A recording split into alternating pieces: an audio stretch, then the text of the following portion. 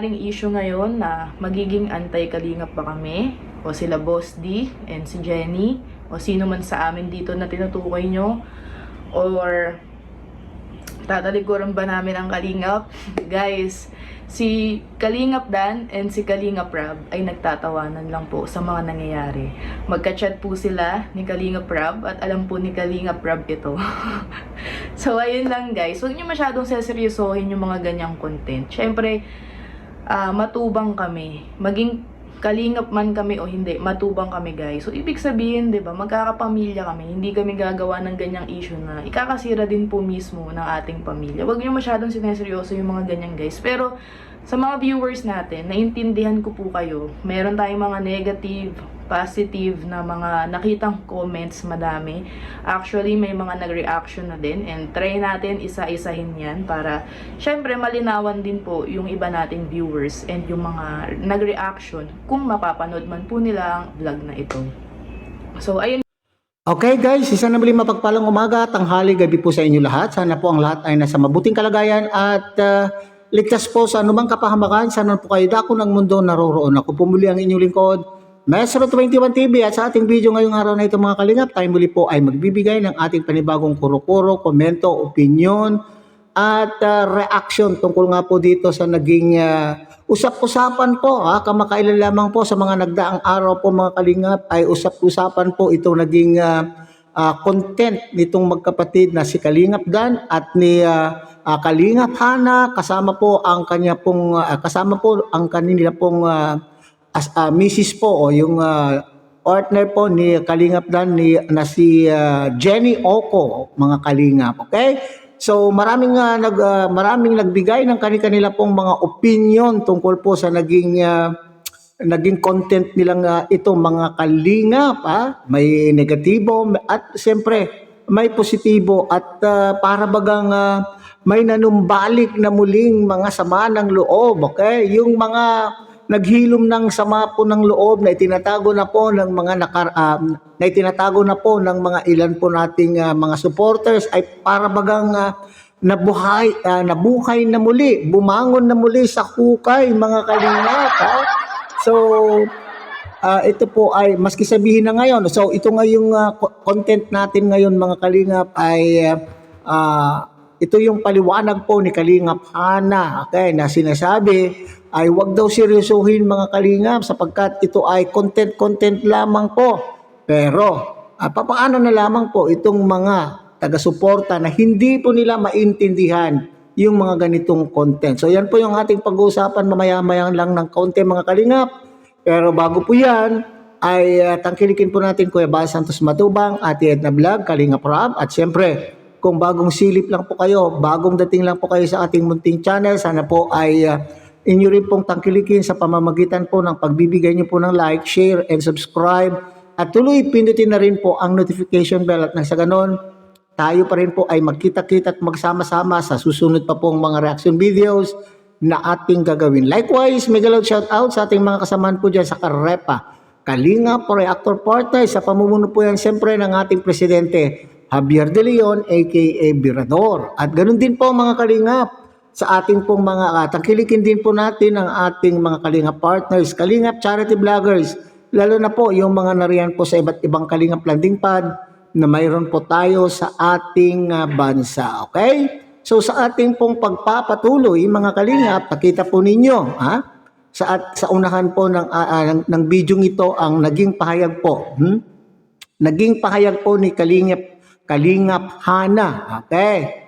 So dito sa kanya pong content na ito mga kalingap ay para bagang pagbawi. Okay? Ito ay pagbawi doon sa una po nilang naging content mga kalingap na sinasabi po nila ay medyo may tampo o may sama ng loob itong si Kalingap Dan o si Boss D na tinatawag po mga kalingap. May sama ng loob tungkol po sa pangyayari na nung nandun po sa itaas. Nung nandun po siya sa itaas ay napakarami daw pong mga kaibigan na nariyan po sa kanyang paligid. Lalo na po itong mga tao na gustong-gusto po siyang mabigyan din po ng views at kung Mamaya't maya po kaliwat kanan po noon panahon na yon mga kalingap ang nag-i-interview kay Kalingap Dan. Pero ang pakiramdam daw po ni Kalingap Dan ay noong nagkaroon po siya ng problema. Alam po naman natin kung ano yung problemang po dyan doon sa Danjoy po. Love team po ng Danjoy ay para bagang iniwan po siyang mag-isa. Okay? So natural lamang po na may ganitong pakiramdam itong si Kalingap Dan. Kaya alam po naman natin 'yan Lalo na po siguro mga Kalingap ay dito po sa mga naging kasamahan po niya na feeling po niya mga Kalingap. Pakiramdam po niya noong down na po siya dahil sa pangyayari ay nawala na para bagang hindi na po siya pinapansin. Kaya nga po nagdesisyon po siya na pumunta na lamang, bumalik na lamang po dito sa Metro Manila upang ipagpatuloy po ang kanya pong charity works. At nakikita po naman natin maski pa paano mga Kalingap ay nagsisikap po itong Kalingap Dan na tumulong o gawin po yung pagcha-charity sa mga nakaabang po o sa mga sumusunod pa po kay Kalingap Dan ay maaaring kayo po ay sumasang-ayon sa ating sinasabi na maski pa paano, sabi ko nga ay pinagpapatuloy pa rin po ni Kalingap Dan yung kanya pong charity works dito po sa Metro Manila. Okay? So natural lamang po na maglabas po siya ng kanyang saloobin. Pero, ayan ang ngayon ang pero. Sana lamang ay inisip po nila. Inisip po nila itong ganitong content. Alam po naman natin na sinasabi na itong yung mga nakakaintindi, alam po nila na ito ay content. Pero yung iba sinasabi na itong ganitong content ay pinasariwa. Okay? Sumariwa uli yung galit. galit po ng mga taong medyo nasaktan dahil daw po doon sa pagsisinungaling, doon sa anong tawag po diyan, pagsisinungaling o yung paggamit din po sa mga viewers. Okay, ano yung paggamit po sa mga viewers na pinaniwala po nila ang mga viewers na totoo at saka para bagang yung rules kasi dito mga Kalingap na kapag may boyfriend o may girlfriend ay hindi ilalab team. Pero yung pagsisinungaling na sinasabi dito mga Kalingap ay hindi naging matapat itong si Kalingap Dan na sabihin kung ang totoong estado ng kanyang buhay, pag-ibig. Hindi po ba mga Kalingap? So maraming nasaktan po dyan mga Kalingap at pinaasa. Bagamat ito ay isang love team lamang pero hindi naunawaan po yan ng ating pong mga taga-suporta. So ngayon mga Kalingap ay sinasabi po dito ni Kalingap Hana na itong content na ito daw po ay aware daw po itong si Kalingap Rab dahil sa katunayan nga raw po ay nagchat-chat, nagme-message, nagpapalitan po sila ng mensahe po daw ni Kalingap Rab at ito po daw po ay tinatawanan lamang po nilang dalawa dahil alam po nila yung katotohanan na ito ay for the content. At maraming nagsasabi din mga Kalingap na itong mga viewers din nag-iingay na naman daw po itong si Kalingap Dan dahil gusto rin po ng views. O alam po natin na talagang bagsak na bagsak po. Kumpara po noong panahon na may Danjoy pa po mga Kalingap ay bagsak na bagsak po ang views o ang channel po ni Kalingap Dan. Kaya daw po ay siya po ay nag-iingay na muli at nanghihingi po ng simpatya. Nanghihingi po ng simpatya dahil ganito po ang kanila pong ikino-content. So ngayon,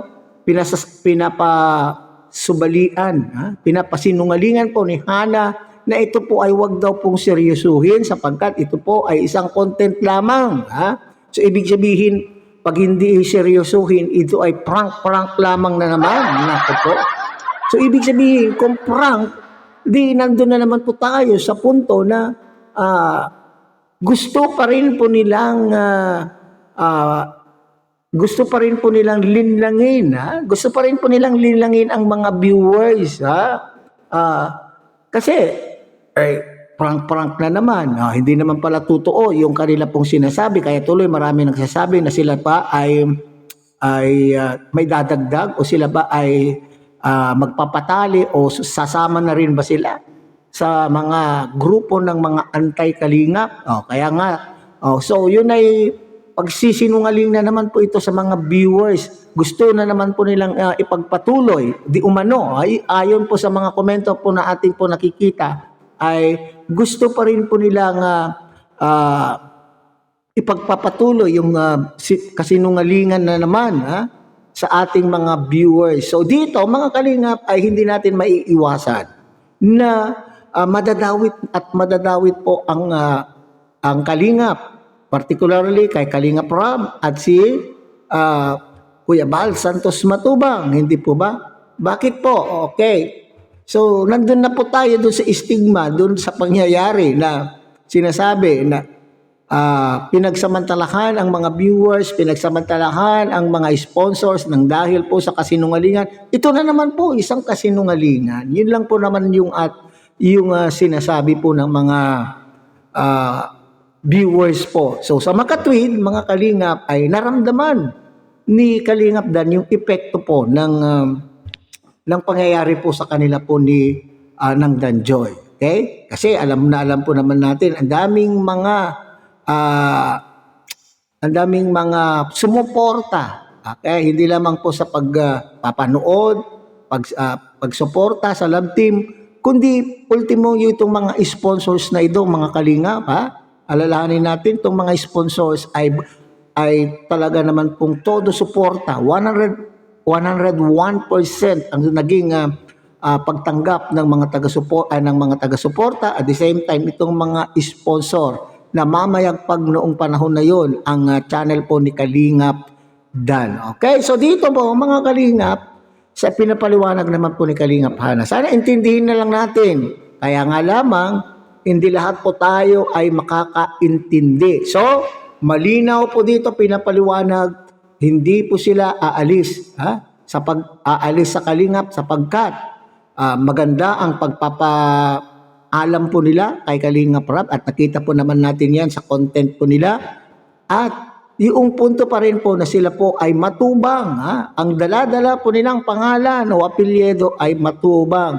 So sino nga ba ang magmamalasakitan kundi mga kapamilya. So yun po yung isa pang dahilan, mga kalingap, na never na sumagi sa kanila pong isipan na magiging antay sapagkat sila po ay bahagi ng pamilya Matubang at ayaw naman po nila na magkaroon ng hindi pagkakaunawaan, magkakawatak-watak ang pamilya. Okay? So hanggang dyan na lang muna tayo, mga kalingap. Muli tangkilikin po natin Kuya Bal Santos Matubang, Ate Edna Vlog, Kalingap Rob, at siyempre sana po ay inyo rin pong tangkilikin ang munting channel na ito sa pamamagitan po ng pagbibigay nyo po ng like, share, and subscribe, at tuloy pindutin na rin po ang notification bell at sa ganon, tayo pa rin po ay magkita-kita at magsama-sama sa susunod pa pong mga reaction videos na ating gagawin. Muli, isang mapagpalang umaga, tanghali, gabi po sa inyo lahat. Mabuhay po kayo at God bless everyone.